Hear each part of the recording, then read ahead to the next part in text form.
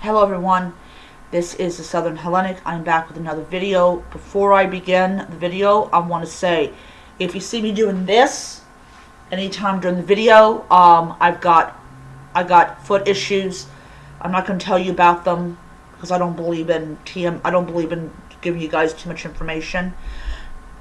I just want to let you know that if I'm doing that, that's because my foot issue has popped up again. So, the title of the video is Digital Inquisition, and it is based on a title of a video from Wittitions that I thought was interesting. I am not going to go into the whole Etsy debate that happened a couple years ago. I have my opinion about that, but I don't make my opinion public on video. I'm trying to not get into that debate. So, one of the most powerful tools that we have as Reconstructionists, as polytheists, as neo-pagans, whatever title you want to use, is social media.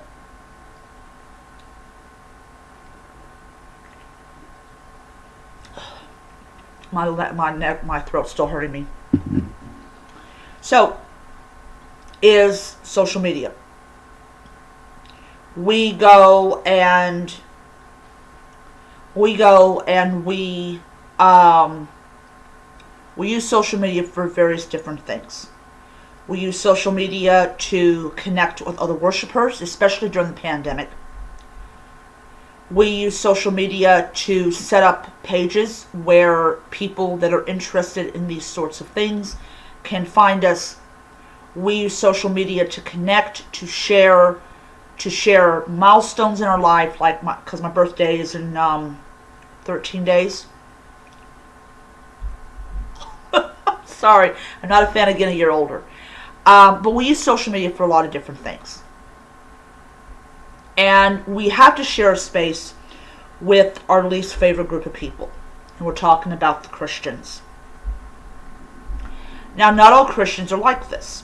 There are a good number of Christians that support things like religious plurality, freedom of religion, freedom of thought, freedom of expression, things like that. They understand that these things are vital to our society working. And so, we, as a minority within a minority, we use social media to let people know that we're here. I do plan to go to Pagan Pride as soon as I find out that it's going to be a physical thing, because I am fully vaccinated. I do plan to get my booster shot. They were talking about 6 months after your 6 months after you declare fully vaccinated, then you go and get your booster shot. So, yeah. So, one of the things that we did in the early days of social media, and this is going to be a long video, so please get yourself a cup of eggnog and just sit back and hear me talk about the past. So, my first encounter with social media outside of Yahoo groups. And for those people that were born during this century that do not know what Yahoo groups was, it was a very, very ancient and pre-social media period where Yahoo, and for those people who do not know what Yahoo is a page that has news and information, like Google. And you went on there and you talked to people. For those people who do not know what Yahoo Groups was, you talked to people. And then they had the old archaic thing known as Yahoo Groups. For those people who do not know what Yahoo Groups is, it's a very old and archaic form of communication. There you go. There's your history lesson right there. So my first encounter with social media was MySpace. And MySpace, prior to Justin Timberlake buying it, MySpace was the first ever social media platform that you could go there and you could talk to people that were pagan or people that were in law enforcement. Heck, I think they even had one for farmers. So I encountered a lot of people in those groups, and they were totally monitored by, you know, the person who founded it and some people that he or she hired or appointed as monitors. And basically they did the same function that you see in the Cauldron or in Facebook. You have monitors that monitor what's being said in the group. But even when we had Yahoo Groups, there was still people that got on there and was still trying to preach and trying to get people to leave Wicca and go back to Christianity. And I am going to let you guys know, there was no Hellenic and there was no heathen groups that were on Yahoo Groups. It was, most of the people in the pagan group were in fact Wiccan. And I think it was that heathen groups knew about Yahoo Groups, but Yahoo chat, but they did not utilize it because they did not see the point in it. It's just a theory that I've got. But there definitely was no Hellenic group. So if you honored and venerated the Greek gods, you probably did within a Wiccan context. So at least on MySpace, you didn't have the verbal attack that you have now. And also, I want to say something as far as I know of. I didn't actively go look for them. There was no heathen or Hellenic groups on MySpace.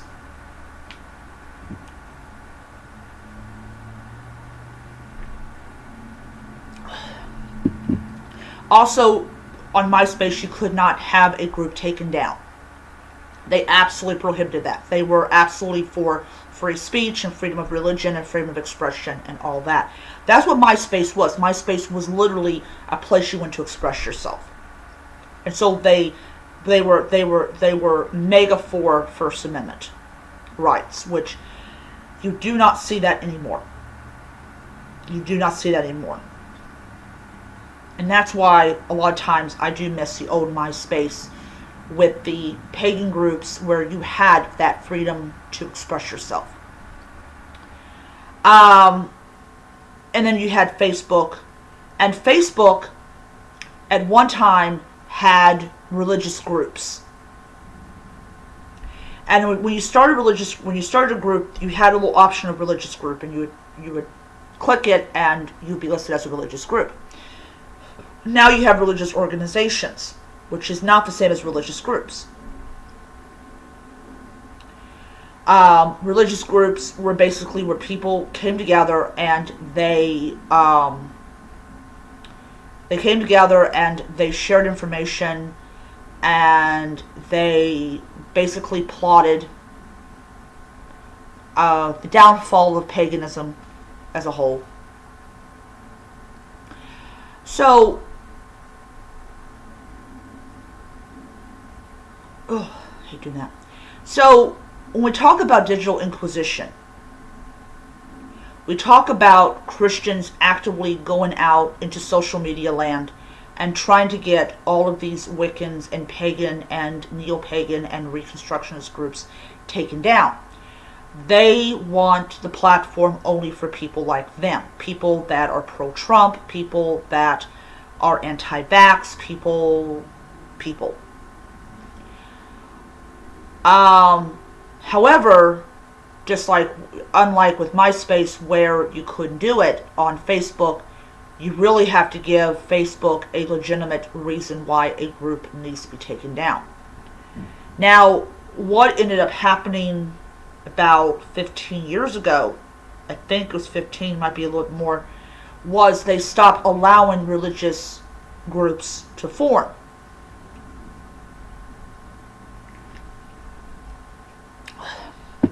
And this applied for everyone. This applied to atheists, this applied to Christians, this applied to pagans. So when you had a religious group,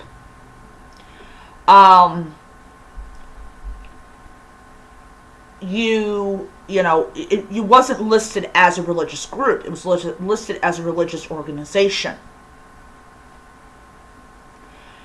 And so you had people that came on the platform and they found like-minded people. And my brother, he has an opinion about Facebook.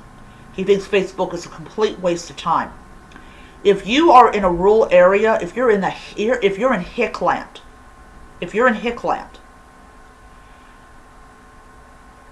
Facebook is your only source that you can go for. Okay, so say you live in Hickland, and we know what constitutes as Hickland. If you have people that live in the middle of the boonies and they're atheists and they don't dare come out as an atheist, and they will join an atheist group and it will give them access to that community. And for people that are atheists, that is their only way that they can meet other atheists. Same thing if you are a polytheist, like if you're a Hellenist or you're a heathen or you're a Kemetic or you're a Roman reformist or whatever form of Reconstructionism that you do. Facebook, for a lot of them, is their only place they have to meet really excellent and really wonderful Hellenists. Same thing with heathens, same thing with Kemetics, same thing with Druids, Wiccans, stuff like that. So, when TikTok came around, you had the Zanes. I have this really weird video where basically it's funny. It's just funny as shit. I didn't show Steven. I should have shown Steven it. But you had people that were witches, people that were Hellenists, people that are heathen. They go on there and they make the platform their own, and they educate people in what they're doing. Unlike with Facebook, you now have Christians that actively go into TikTok, and if TikTok gets a certain number of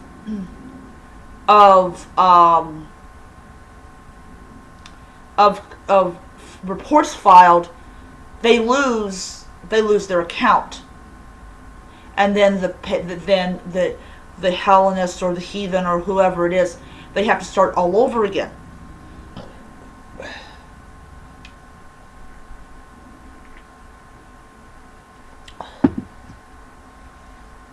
So it's this. You have people, you have pagans, you have you have Reconstructionists, you have all these different types of people that their main goal is to help people to understand, the religion that they have found, and it literally is so freaking annoying to be trying to educate people or educate newbies on Hellenism or heathenism or Kemeticism or Wicca or whatever, and to have Christians actively getting on the platform and getting these people removed.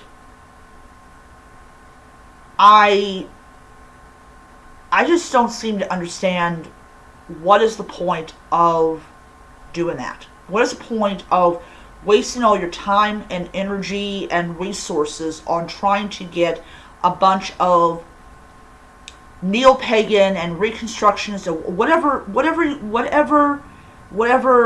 name you prefer to identify with, trying to get them taken off? What is the point of doing this? And I think it has a lot to do with the how much of an asshole they are, plus how much theology or how much personal belief they have. And it just boggles my mind to like no end. It really absolutely does. What is the point of doing this?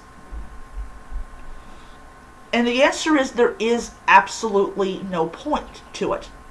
It's always we're always going to be fighting the very people that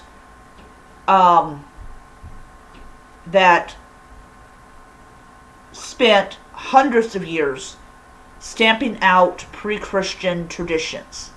And they see a Hellenic altar, they see a Hellenic shrine, and they're like, we gotta get rid of that. We gotta get rid of that because, our book says that is wrong. And it's annoying. It absolutely is freaking annoying. Because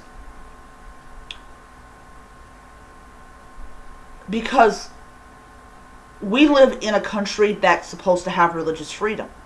And we are sitting there and we're sharing our altars, our shrines, or some of us are doing tarot reads, or some of us are doing oracle readings, or whatever. And then to turn around and have them go and say, oh, well, guess what? Somebody didn't like your video, so we're going to get rid of it.